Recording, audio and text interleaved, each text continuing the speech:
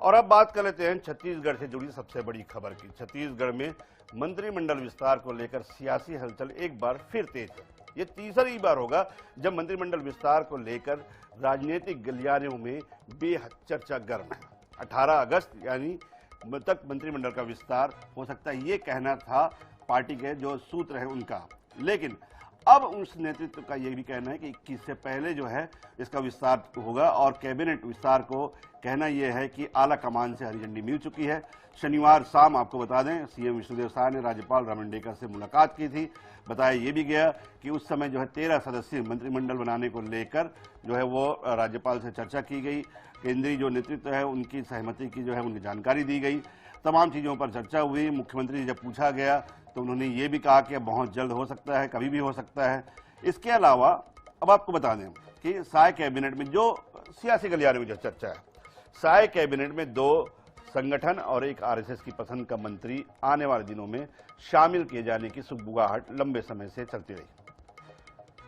पुराने मंत्रियों की कुर्सी सुरक्षित भी रही, ये भी बात आई सामने।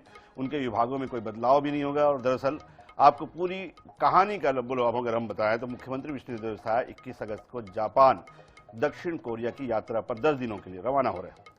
ऐसे में अनुमान यही लगाया जा रहा था कि शपथ ग्रहण की प्रक्रिया जल्द पूरी की जाएगी। कैबिनेट विस्तार पर सीएम ने कहा भी था कि इंतजार करते रहिए, बहुत जल्द आपको इसकी जानकारी दी।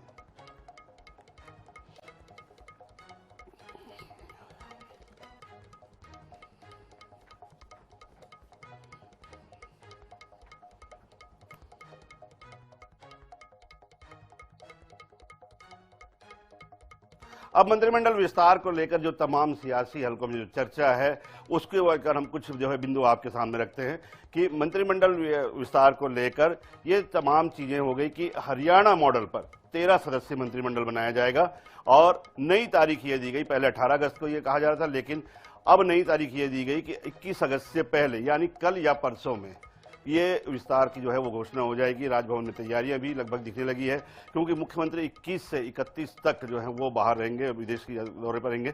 तो उससे पहले ये कवायद चल रही कि इससे पहले जो है वो मंत्रिमंडल का जो विस्तार है उसे मूर्त रूप दे दिया जाए।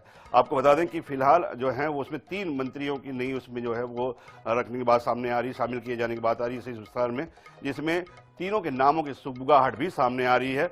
और ये कहा जा रहा है कि जिस तरह से हरियाणा में भाजपा ने एक प्रयोग किया था, उसी हरियाणा मॉडल को छत्तीसगढ़ में लागू किए जाना है।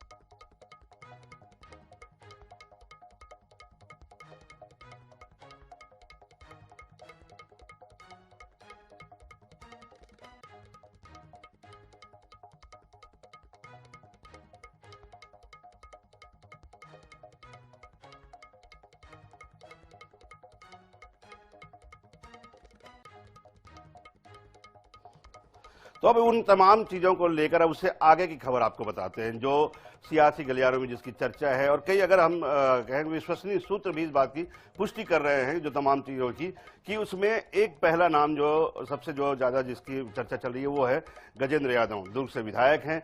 इनके पिता जो हैं वो वरिष्ठ आरएसएस के कार्यकर्ता रहे हैं, मिश्राराम यादव जो है। तो इसलिए ये तय माना जा रहा है, जो कि सूत्र जो कहते हैं हमारे, कि गजेंद्र यादव का नाम उसमें जो है पूरी तरह से तय है। जिस 2 नामों को लेकर बात अटक रही है वो है गुरु खुशवंत साहिब, जो कि आरंग से विधायक हैं, जिन्होंने मंत्री शिव डहरिया को हराया था, और दूसरा नाम है राजेश अग्रवाल, जो कि अंबिकापुर से विधायक है, उन्होंने डिप्टी सीएम को हराया था। ये दोनों नामों को लेकर फिलहाल जो सियासत में चर्चा है वो कहते हैं कि इनका विरोध किया जा रहा है कुछ वरिष्ठ लोगों के द्वारा।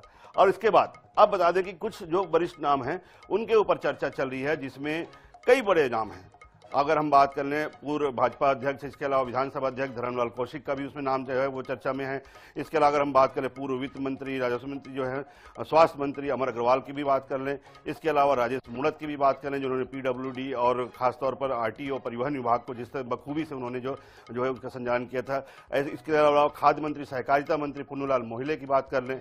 ऐसे तमाम नाम हैं जिनकी चर्चा इस समय सियासी गलियारों में।